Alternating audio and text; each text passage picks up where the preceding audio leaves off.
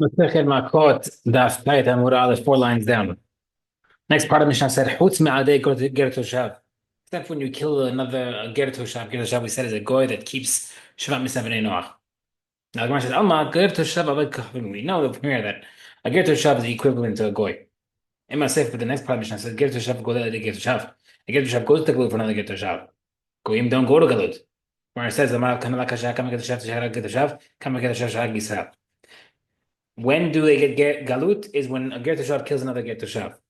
However, if he patur from galut, if a ger toshav kills the Jew, this bring a stira between two pesukim.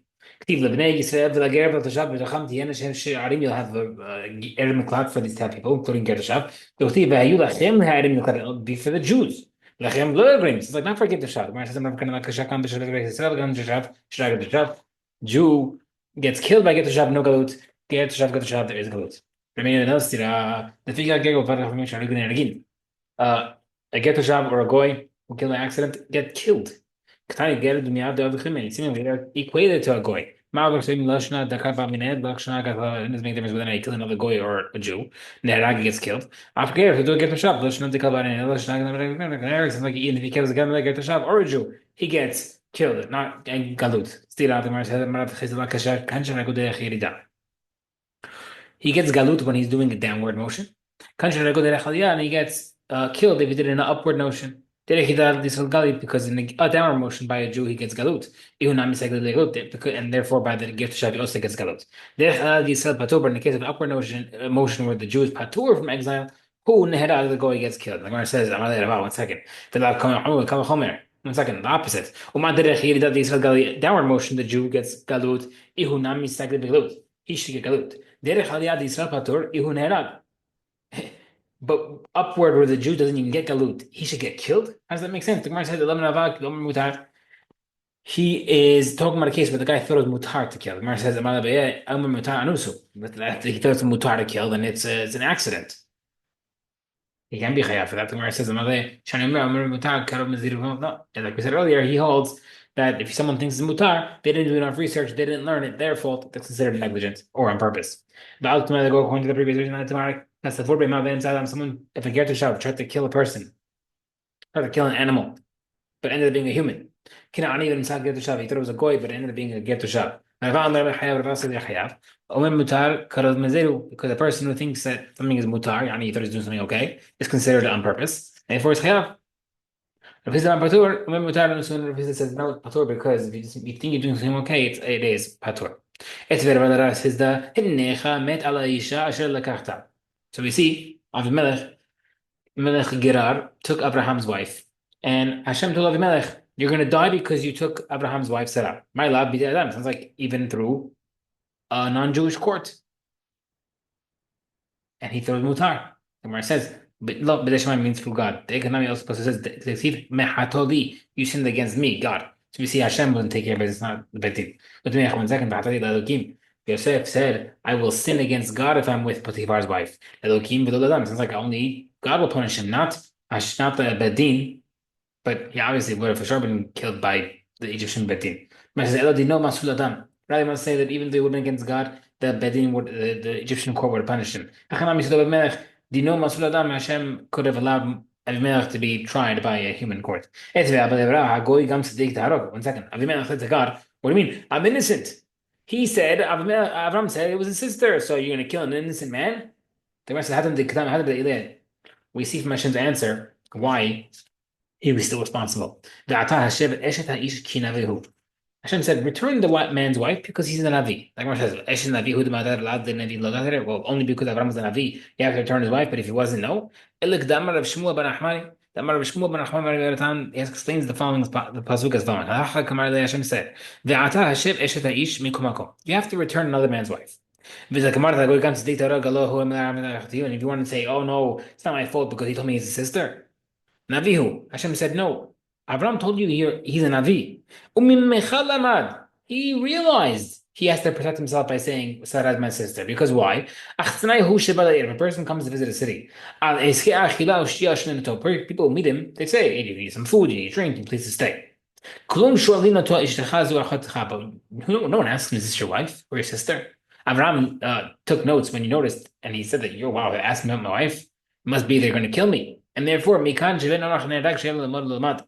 Hashem told Melech, "It's your fault. You're not innocent. Yes, you got tricked thinking it's his sister, but it's because it's your fault in the first place that this happened." And therefore, we see from here that a goy is hayav, a ben Noach is hayav for something that he should have done better. Mishnah, a blind person does not go to galut. Did I read that? According to Rabbi says, Golay does get exiled. Hasunay no Golay, enemy is not killed, is not killed for killing by accident. We assume it's on purpose. Hasunay, an enemy is executed even without a warning. It's like a considered pre-warned already. Rabbi Shimon says, Yesh Sunay Golay, Yesh Sunay Golay, an enemy can be galut, sometimes the enemy can get galut. This is the following rule. Again, we have this generalization. We have a rule. Whoever can say that he killed on purpose, and Goli doesn't get galut. But if you can say that he did not kill on purpose, how does it Goli get galut? We have to explain again. What does that mean? New rule. Okay. Below the pasuk says without seeing the victim by killing by accident, that excludes a blind person from getting galut. That's according to Rabbi Yehuda. Says no. Below what does it mean without seeing? Even a blind person, he does not see when he does something, and therefore, if he kills by accident, he gets galut. He meets a friend in the forest. Even a blind person. Therefore, the pasuk says without seeing him must be to exclude a blind person. What does he do? When it says without seeing him, it's excluding the blind person. Without being aware of another part of the pasuk also excludes the blind person. When you have two exclusions in the pasuk after another, that includes, and therefore it includes the blind person. Would that second pasuk of lidat? Is excluding a case where he kills on purpose, there is no galut. Okay. Rabbi says you kill a person, you killed an enemy. No warning. We know in order from Sahazad, in order to punish someone for doing something, you have to be warned. It's the following.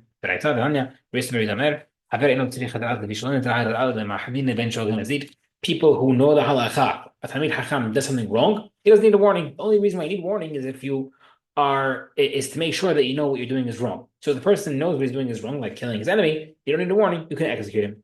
Rabbi Shimon says sometimes you do get galut by an enemy, sometimes you don't. Tanareth says, what are you talking about? Yes, sonay golev, yes, sonay golev. What does it mean? Yes, sometimes yes, galut, sometimes no galut. Nifsak, if the rope broke while he was carrying something and it killed him, golei gets galut. It was a mistake. Nishmat, if it slipped, I know golei doesn't get galut because it might be on purpose.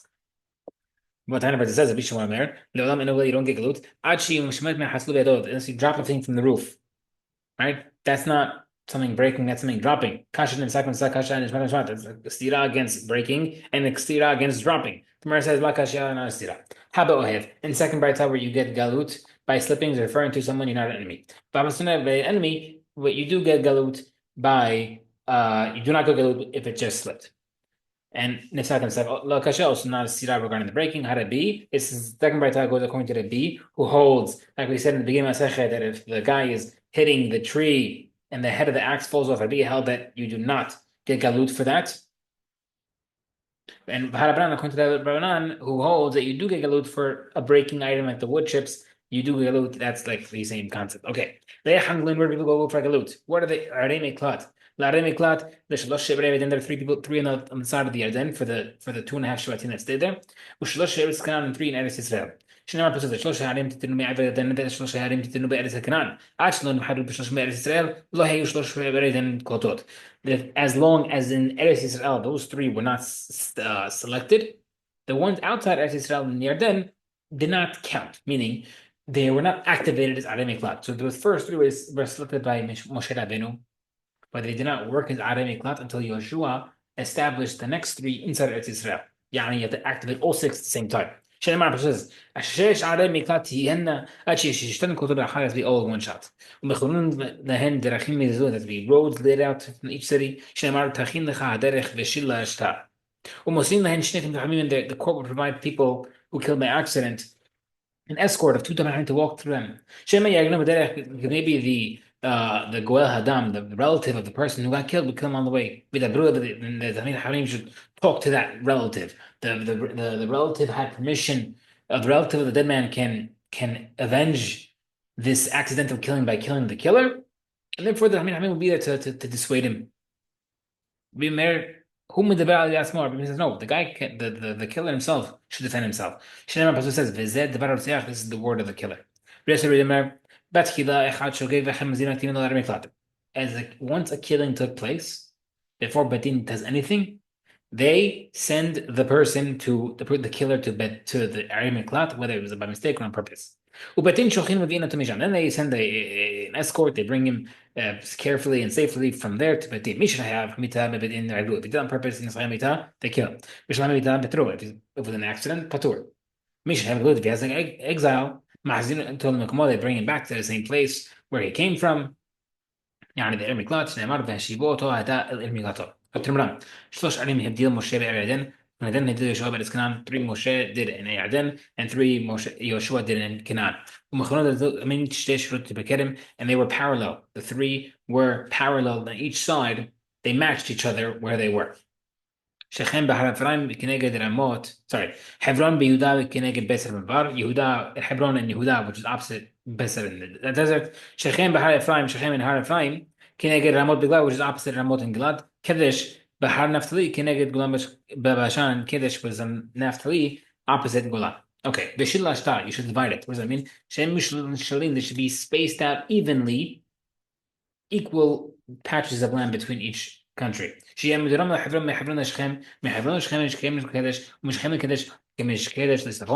3 shall be equidistant to each other. The Gemara has then Tlat, Meresil Tlat. 1 second. 2.5 Shvatim lived outside Eretz Israel in the Yarden, and 8.5, 9.5 lived in Eretz Israel. Why would those 2.5 Shvatim have 3, and the whole rest of Eretz Israel have 3? Doesn't make sense. It's not. It doesn't make sense. It doesn't make proportionally make sense. The Gemara says, "Big Gilad shehi chirotzim." In the Yarden, there was a lot of murderers. Gilad Kiryat Poale Aben Kubab Midab. My Kubab was the mean. Rabbi Lazar Shayo Aklin Havagan. They would always ambush to kill people. The Rishim asked a bomb question: if they would kill people on purpose, you don't need Miklat. Text me for the answer. So how come the northern part were far from the Ardi Miklat, and those living in the middle were close? Why were they more centrally located in the middle of the countries? Also had a lot of murderers in Eretz Israel. Like there were a group of Kohanim. Kohanim would not kill. They would gather to kill people. To kill people together. Kohanim the same way Kohanim would gather together to split the Tumah. One second, no more than 6. Do we know we added another 42 cities to Eri Miklat? 48 total, not 6. The Gemara says, the initial 6, the first 6 in the Torah, the guy who killed, if he was there, whether or not he realized in the Eri Miklat, it would provide him protection. The other 42 would only protect him if he knew it was a Eri Miklat. If he accidentally stumbled into by accident, he is not protected. The Hebron Eri Miklat, 1 second. Hebron is considered part of Eri Miklat. Kalev from Shevet Yehuda received that city. And we know Eri Miklat to be part of the Leviim. That doesn't make sense. The Gemara says, they gave Kalev the area around Hebron, but not Hebron itself. V'kadesh ir miklat. 1 second. Kadesh can't be ir miklat. V'aktiv arim b'tzara hasidim serva hamad v'rakat v'kinaret v'gidei. It says arim alalo eno sinotan lo tirim ktanim. These cities cannot become a ir miklat from small villages. Looking at big cities, it has to be medium-sized cities. So they can't be Kadesh. One of the biggest cities can't be it. The ir miklat. The Gemara says Amar says Tati Kadesh have there 2 cities in Kadesh. Marabashe Bekigon Slikum v'Akra Slikum. There are 2. Like similarly, we have another city called Slikum. There's 2 places. Kufa, we said earlier, be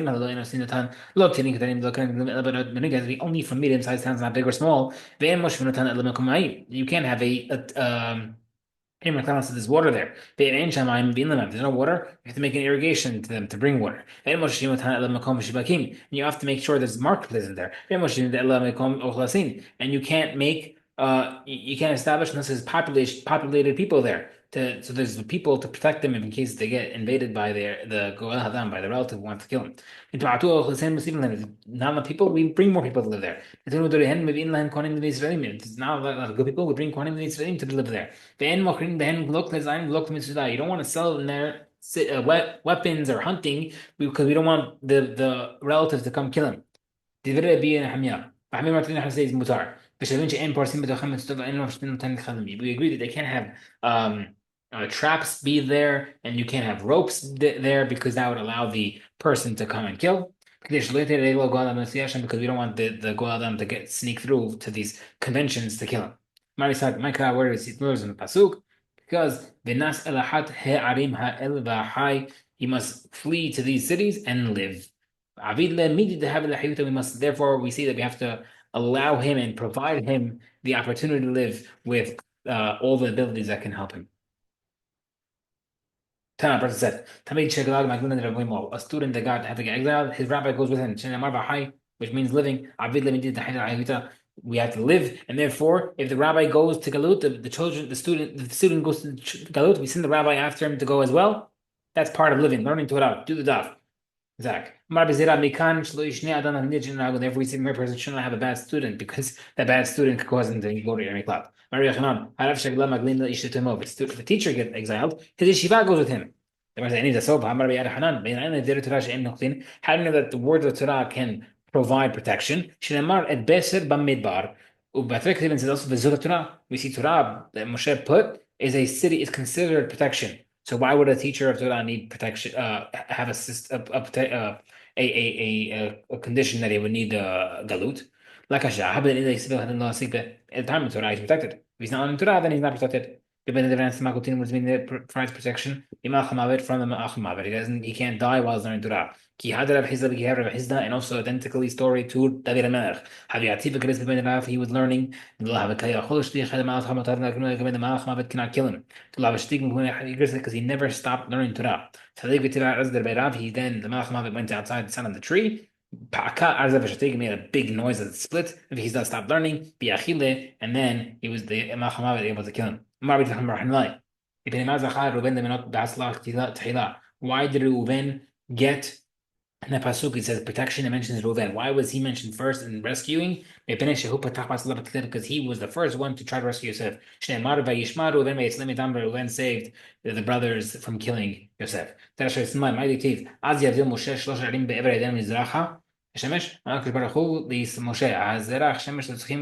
Right, we see why does it mean that the rising sun Moshe saved made the three cities for killers? We see because Hashem told Moshe, provide for the needs of those who are in refuge, like being the sun for them, provide their needs to make sure they are taken care of in Er Miklat. A different version. Hashem said, you are causing the sun to rise for killers by making the cities for them.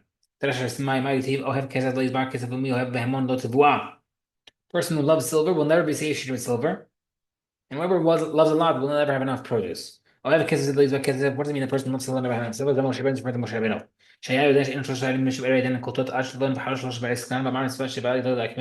Moshe said, I know there's no point in making the three Miklat in this city, in Yarden, because as long as the ones in Eretz Yisrael are not done, doesn't count, doesn't do anything. But still, he wanted the mitzvah. Anyhow, he established the Miklat so that when Yeshua would do it, it would work then. But until then, it didn't make a difference. He still wanted the mitzvah to set it up. Whoever loves a lot will not have enough produce. What does it mean to teach a lot? Who should teach Torah? Someone who knows Pesukim, Mishnah, and Gemara. He has to be expert. Who is it fit to talk about Hashem? Whoever to declare his praise fully, praise God fully because he knows so much Torah. Whoever loves a lot, whoever will have the knowledge will be granted to have children who learn Torah. And when they heard this, they looked at Rava because he fit that description that he loved Torah so much that his children all became Menachem.